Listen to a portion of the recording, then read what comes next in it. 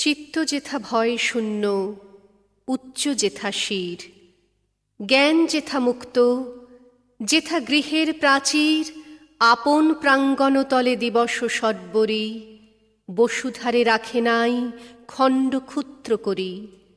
যেথা বাক্য হৃদয়ের উৎসমুখ হতে উচ্ছ্বসিয়া উঠে, যেথা নির্বারিত স্রোতে দেশে দেশে দিশে দিশে কর্মধারাধায়, অজস্র সহস্রবিধ চরিতার্থতায়। যেথা তুচ্ছ আচারের মরুবালু রাশি, বিচারের স্রোতঃপথ ফেলে নাই গ্রাসী, পৌরুষেরে করেনি শতধা নিত্য যেথা। তুমি সর্বকর্ম চিন্তা আনন্দের নেতা, নিজ হস্তে নির্দয় আঘাত করিপিত, ভারতের সেই স্বর্গে করজা